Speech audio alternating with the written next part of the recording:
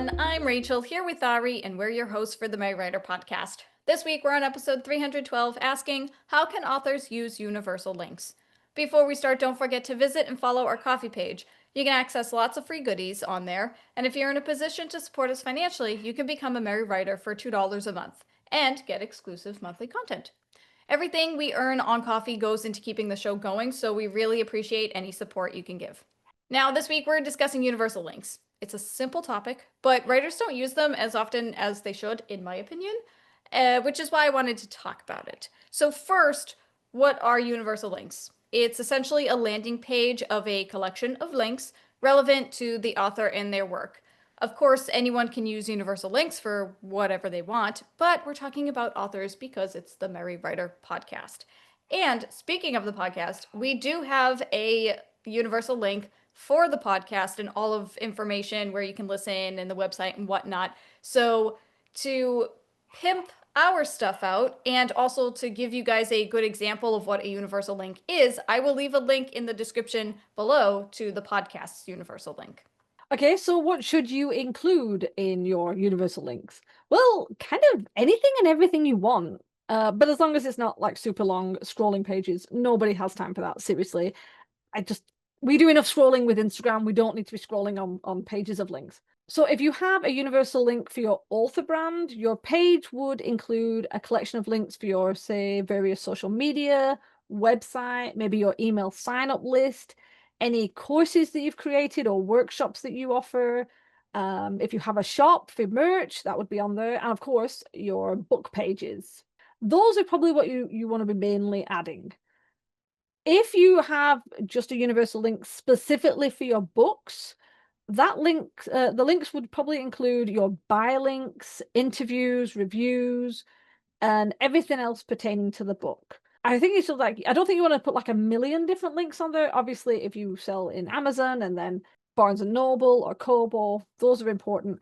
I think your buy links are probably the most important, and maybe a link to the book, the page where it's got the blurb on and everything. But yeah, if you've got more space, definitely add some like reviews, testimonials, reviews, and interviews, anything like that. That can be quite good. Yeah, like I have a universal link for Apparitions Anonymous, and I have like a section at the bottom that's just labeled fun stuff. And I have a link to the books playlist and my interview on Ari's website and stuff. And yeah, it's like a little hub world. And it's just a great way to say that when people say, oh, what do you write? You can just give them a link. Obviously, you can give them your website link, but you could also just give them a link to if you want to find me on social media and check out my books and maybe look at my website. Here's a universal link that has all that information so you can pick and choose what you want to learn more about or see. So, where can you use these universal links? Literally everywhere. Please. Because it's so much easier for you to share one link instead of 12. And it's easier for others to click the one link and then choose where they want to go next. Because do they want to buy your book? Off to Amazon they go. Or do they want to learn about you first? Then they'll take a pit stop at your website. And maybe they're looking to follow more authors on Blue Sky, so they'll stop by your profile on there. But for real though, place your universal link in your email signature, your email list, on your about page, or the footer of your website, your social media bios, and literally anywhere else you can think of. And part of the reason I wanted to talk about this particular topic is because we get so many guests on the Merry Writer podcast, and I'm actually quite shocked at how many authors do not use universal links. We ask the authors to give us a link to their website, a buy link to their book, and like 3 to 5 other links to whatever they want. And once in a while, we get a guest that they give us a universal link. We have their website, their buy link, and then a universal link that has everything else that's way more than 3 to 5 links. And that's good. I mean, that literally gives our listeners everything they want to know with one click of a button. And I think it's so important for everybody to just use a universal link. Even if you only use it for certain things and you don't put it everywhere, it's still good to have. It's I mean, you don't have to have it, but it's a good thing to have. I think if you have a universal link, the people I've known who've had universal links, they seem to be more likely to share it around. Whereas the ones who don't, I always feel like I'm fighting to find information. It's like, okay, so they've got a link to their website on their Instagram bio, and then on their Instagram they might have some, sorry, on their website they might have their social media links and there's some stuff about their books, but you have to go through 4 different pages to find them. And it feels like you're always on some kind of treasure hunt to find links. And I'm going to add a point to what Rachel said is you can put it in your email signature. I am so shocked that not many authors utilize their email signature. I mean, yeah, not everyone emails, but I don't know. I'm always emailing. I'm always finding reasons to email. People are always pestering me. But my email signature has my name, what I am. It has links to the podcast, links to my website, links to my newsletter. Kind of. I'm still fixing the landing page. Links to the 2 anthologies. It has all these links in, and I've had clicks to them of people finding me through that. Why would you not utilize that? Because once you've put it on, once you've set that up as your email signature, you don't have to think about it unless something changes, like my newsletter changed. Now I have to update it. But yeah, it's another one of those areas where it surprises me how many authors who contact us, it's just that they just write their name at the bottom, and it's like, if you just put your website, if nothing else, put your website, state that you're a writer and author, and put your website at least the bare minimum. You're just missing out on people clicking it. And it just, I don't know, all this stuff is for free. This is free ways of connecting with people, and you're missing it.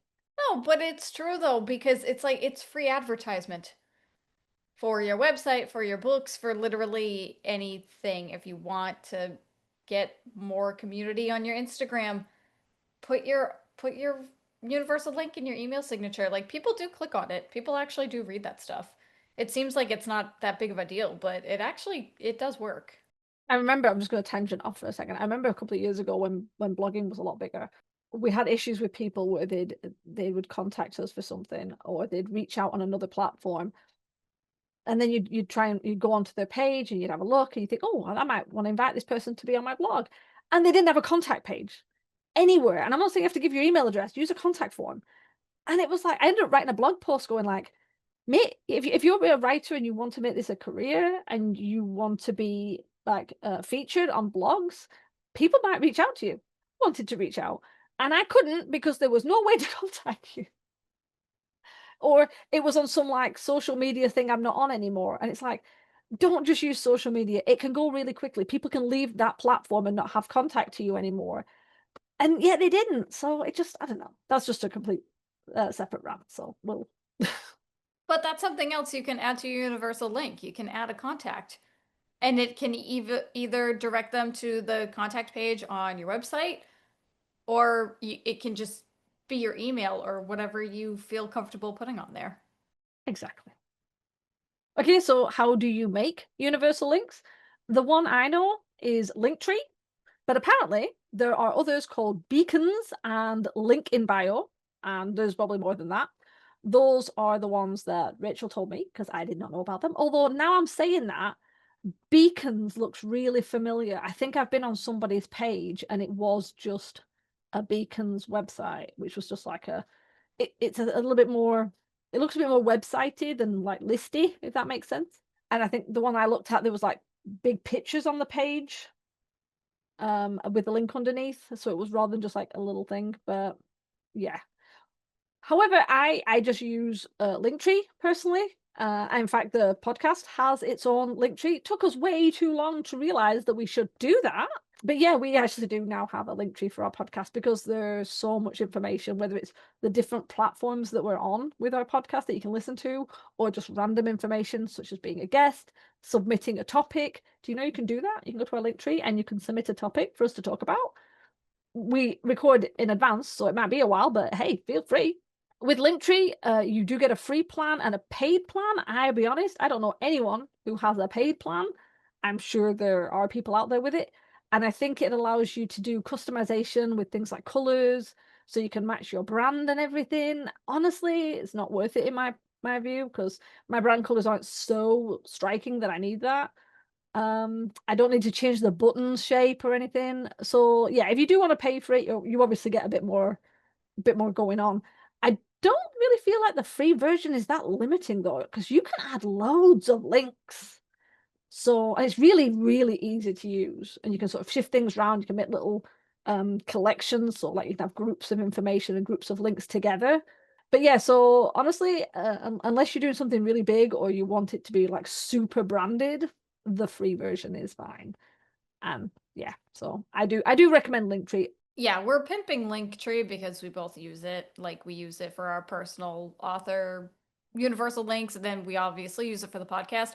So we know it the best, but I know that there are other options out there, which is why we listed them, or a couple of them. Two. You got two more. But the free version of Linktree is great and it's not limiting at all. You can have unlimited links. I think you can upgrade to the paid plan so that you can have like a shop on your Linktree and stuff too, and you can sell directly on there. But I think even on the free plan, you can link to you can have like one shop item or something like that. I don't quite know. I don't do that stuff. But it is a really great tool to use because lastly, I want to make a note that you can make a universal link yourself. And I honestly, I kind of recommend it. One reason is that you'll have full control over customization, you'll own it, and you can boost analytics depending on wherever you decide to make it. So one place you can, and I let me interrupt myself for a second. I suggest this because I have tried all of these things. I think I was on Beacons and on Link in Bio many, many years ago for like 5 minutes each. And I use Linktree the most, but I have tried making a universal link myself on my website before I switched domains, and then that went away. So I try all of these different things, and then I just pick one that I like the best. So that's why I'm all over the place. But you can make your own universal link through your website. Just create a separate page with a list of links, and you can make it look pretty with images, your fonts, your brand. It'll match everything and it'll get people on your website already. So you don't have to have this page be on like the main menu or anything. You can keep it hidden, but you'll have the link to share on your social media bios, your email signature, and not only will it bring everybody to see all of your links, but they're already on your website. So that's cool too. The other way you can make your own universal link, and this is actually partly what prompted me to want to do this as a podcast episode, is you can create a Canva website. And I know this because of Liz Shipton. We had her on the podcast. I forget which episode number, but I'll link to it in the description. And I will also link to her universal link, which is a Canva website for her book. So please check it out. You can make a Canva website. Well, you can make a website in Canva. And I can't discuss this too in depth because I'm still trying to figure it out because like I said, I like to test things out and see where it takes me. But if you make a website on Canva, you can actually connect it to your domain name. So it'll publish to your website, but it'll look so much simpler, but you can still match your brand and do fancy stuff with whatever Canva allows you to do. The thing is, in order to do that, you have to change the DNS settings in your like hosting and stuff like that, which I tried to do this morning before we recorded this episode. My sister was trying to help me, and then I think I figured it out. My sister was like, "Well, we'll find out in a couple of days." And I was like, "What do you mean?" And she said, "Well, it said it could take up to 72 hours." And I was like, "Oh, shoot, I need this in like 30 minutes." So yeah, I don't know if it actually works, but you can connect it to your domain name, or you can buy a domain name through Canva for like 20 bucks, the typical domain price. Or you could just use Canva's domain, which is free and like totally fine to use. I just personally would like to connect it to my website because Canva's domain is my.canva.site, and I think that's a stupid URL. So it would be whatever you save the website as my dot or dot my dot canva dot site, and it's kind of dumb. So nothing wrong with using it. I just don't like the look of it. So you can totally make your own, have fun with it, match your brand, customize it to whatever you want, add and take away whatever you need whenever the mood strikes. But yeah, That's all I got. That's all I got. You can make your own universal link yourself, or you can go through one of the places that we mentioned already, and I'm pretty sure Beacons and Link in Bio have free versions. I'm not sure about that, but I think they do. Yeah, I didn't even know that was a thing. But I'm just literally messing on it while Rachel was talking. And it's like, oh, that's different. Yeah, like I knew you could make websites on Canva, but it wasn't until Liz was on the show and she gave us, instead of a buy link for her book, she gave us the universal buy link, which is a Canva website. And I was like, oh, this looks nice. I'm gonna have to steal this idea. So again, I will link to Liz's Canva website, her universal link for her book, just to, give her book another push. And also so you can see a really good example of what a Canva website could look like if you create one for a universal link. I have to say, I love universal links, especially things like, as I said, we've used Linktree. I like how clean it looks. It's not cluttered, there's not a lot of mess. It's just easy. And I love it when I find that someone's got a universal link and I can just go through because yeah, usually I'm clicking on somebody's link because I want to look at their book, or maybe they're running a giveaway, or maybe they're running a challenge or something like that. And I'll go to have a look at that.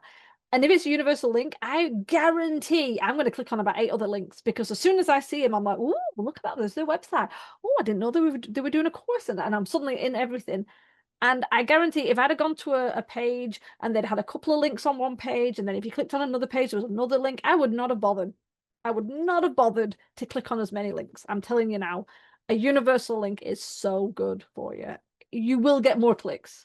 I just feel it in my bones. I can't guarantee it, so I just feel it in my bones. No, I agree though. I do the same thing. Every time I'm on like a link tree or something, I always open up the links in a new tab so I can stay on the link tree to explore further.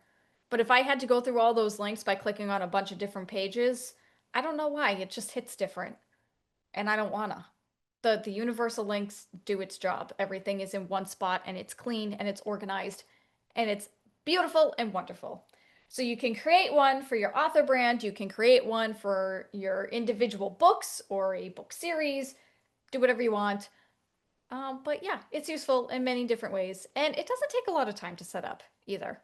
Unless you want to be like perfect with it, then you might overthink things, but I mean, I guess that comes with everything. All right, with all that said, we want to hear your thoughts. Do you use universal links for your social media or your books or anything like that? Let us know in the comments so we can chat about it, and let us know how you make your universal links too, because we're curious. Remember, we release a new episode every Wednesday. Next week, we're discussing when to hire a professional editor. To ensure you don't miss it, hit the subscribe button on your way out. If you'd like to learn more about us, check out our website at themerrywriterpodcast.podbean.com and our coffee page for more content. Thanks for listening to the Merry Writer Podcast. We'll see you guys next week. This podcast is brought to you by Scraps of Paper. We have notes everywhere. The music titled Inspired is by Kevin MacLeod, licensed under Creative Commons.